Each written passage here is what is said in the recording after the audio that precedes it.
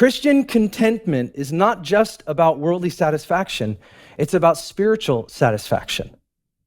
It's about relational satisfaction with the one who has everything, can do anything. And here, I'll just define it for you. Christian contentment means that we trust God is enough, He gives enough, and He has made me to be enough, no matter what my situation or circumstances are like. Let me make it very simple. I am satisfied with God. If we're not satisfied with God, we have not reached into a place of contentment. That's what he's talking about. When he says up or down, when I have a lot or I have a little, what he's saying is the continuum, the consistency of a Christian's life, whether I'm in prison or I'm free, whether I get everything I want and prayed for or I get none of it. This continuum, this consistency is that I am content because I'm satisfied with God.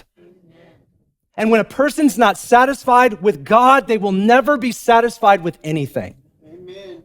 You can't be.